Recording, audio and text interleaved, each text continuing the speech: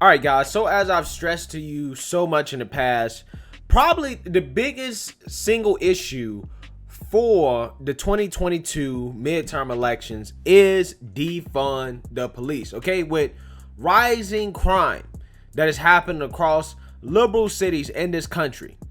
The Democrats, they can't afford to be soft on crime or to be out here talking about defund the police. Okay, and the establishment knows this. The establishment understands this. Okay, however, the far leftists, okay, the AOCs, the Ilhan Omars, the Jamal Bowmans, this guy I'm about to talk about, right? He's kind of a part of the squad. They're gun-ho about pushing the defund the police narrative. And I'm telling you, this thing right here is a losing issue come 2022, right? These guys right here could be the single reason why the Democrats lose in 2022, okay? As you guys saw in New York, they decided to vote for a former police officer, okay? They basically voted for the law and order candidate. That's who they voted for, with Eric Adams. And I think that New York City mayor race definitely is a representation of kind of where the current Democrat Party is, right? Where the current voter is, right? You saw a lot of that vote went to the progressive candidate, Maya Wiley, the woke candidate, wanted to defund the police. But again, overall, people don't want to get rid of the police. But, you know, these guys, these hypocrites, the squad, they continue to push this narrative even despite being hypocrites about it, as Jamal Bowman requested police protection at home while champion defund the police. If you guys remember, I've done videos about this before, right? How the squad, after January 6th, all of them went out and requested more security services, right? They wanted more police, okay, to protect themselves, while at the same time pushing to defund the police in communities that they claim they care about so much. So let's read a little bit more here about this hypocrite. Representative Jamal Bowman requested additional police protection at his New York home in January while demanding police departments be defunded in America. About a week after the January 6th incident at the Capitol, we received requests from Congressman office for increased police presence at his residence. Yonkers Police Department Detective Lieutenant Dean Politopoulos told the New York Post, quote, "In response, our intelligence unit was notified of the request, and the local precinct instituted what is called a direct patrol at the congressman's home for the next 2 weeks." Politopoulos explained. Okay, so this is even worse, right? He's requesting local taxpayer dollars, right? The same dollars that he wants to reallocate.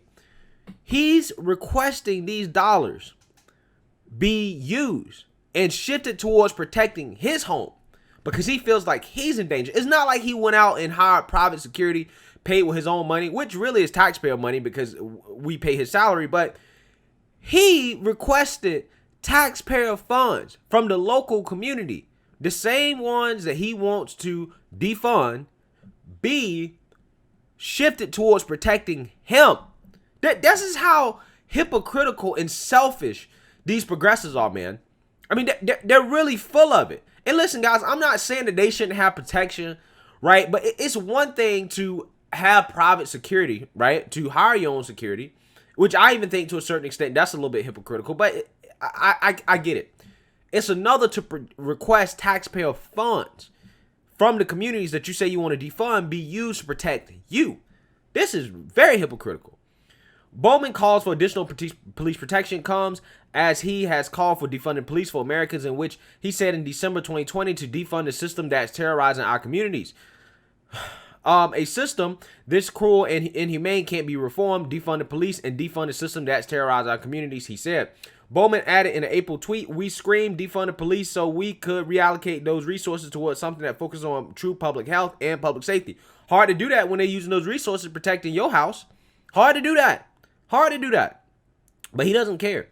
Meanwhile, establishing Democrats are attempting to pretend they are the party of actually funding police.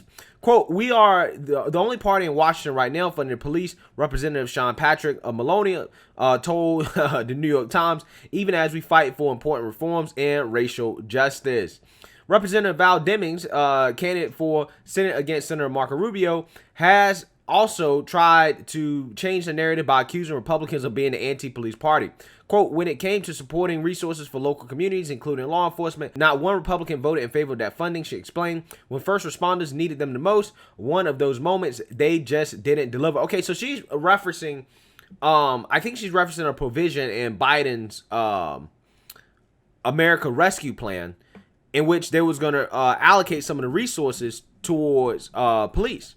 Congressman Banks, you voted against that package, against that $350 billion, just like every other Republican in the House and Senate. So can't you make the argument that it's you and the Republicans who are defunding the police? Not at all, Chris. I mean, let's go back again and look at the last year and the record of comments that Democrats have made, from Rashida Tlaib, who said that policing is inherently evil. Sir, respectfully, I heard you make that point, but I'm asking you, there's $350 billion in this package the president says can be used for policing. And let me put up some of the specific things he said. The point that I'm making is important. Congressman Banks, let me finish, and then I promise I'll give you a chance to answer. The president is saying cities and states can use this money to hire more police officers, invest in new technologies, and develop summer job training and recreation programs for young people. Respectfully, I've heard your point about the last year, but you and every other Republican voted against this $350 billion. When Representative Omar says that policing is rooted in evil and Nancy Pelosi compares police officers to Nazi stormtroopers, it makes it very difficult for police departments around the country to recruit people to become police officers. And that's the crisis that we find in police departments all over America. You can give them more funding, and that's good. But if they can't recruit people to become a police officer because we've stigmatized one of the most honorable professions in America, then we're at a dangerous point. And that is directly related to the rise in violent crime across America. If we turn a blind eye to law and order and a blind eye to riots that occurred in cities last summer, and we take police officers off the street, we're inevitably going to see crime rise. Okay, and they're saying that, well, because the Republicans voted against that, that means that they're against the police, when they didn't vote against that specific provision, right? Or they didn't vote against the package because of that provision. They voted against the package because the package was full of pork and money that we honestly did not need to spend.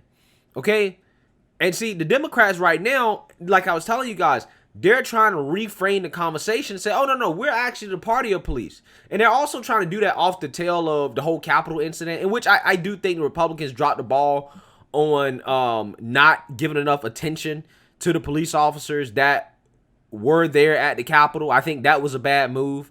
Okay, you just can't ignore those police officers. All police officers matter, right? You know, like, come on.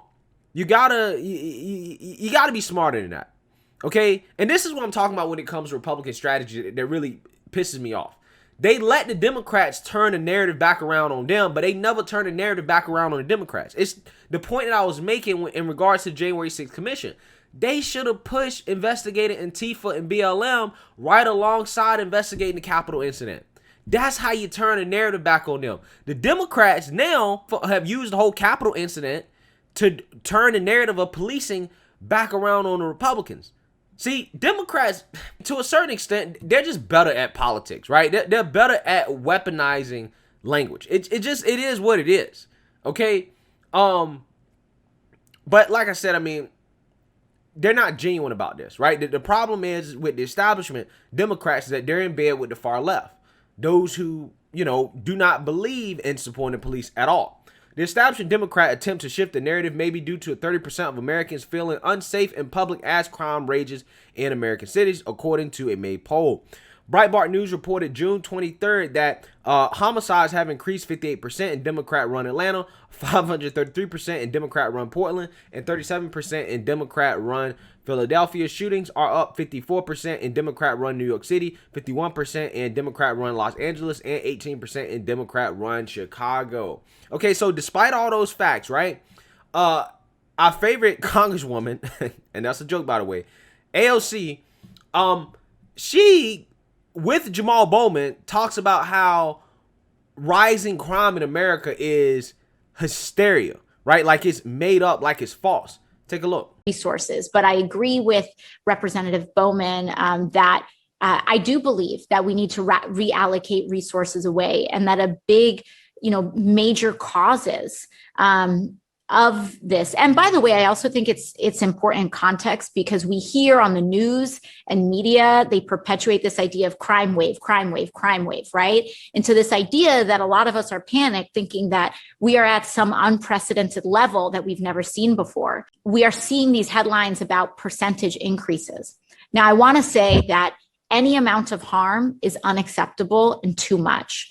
But I also want to make sure that this hysteria, that this doesn't drive a hysteria, and that we look at these numbers in context so that we can make responsible decisions about what to allocate in that context. All right, so there you go. That right there, that clip, if AOC saying that, they can put that in the ad. Because AOC is basically trying to downplay the violence and the uptick in crime going on across the country. She tries to make it seem like, oh, it's being blown out of proportion when it's not. Again, these are the people that claim they care about these communities, right? These low-income communities, these communities that are experiencing this violence. They claim they care, but when it comes to protecting those communities, they don't. They still call for reallocating resources and replacing police officers with social workers and therapists, right? That's what they support. That's what they support. And when the neighborhoods are being terrorized, they still continue to double down on the rhetoric. They're not even smart enough to change the rhetoric. Even if they don't necessarily believe in funding police or supporting police, they're not even smart enough to change the rhetoric. That tells you just how committed they are to the idea of defunding the police. And like I said, people like AOC, people like Jamal Bowman, the Cori Bushes, Republicans, man, it's simple. This is what you got to do.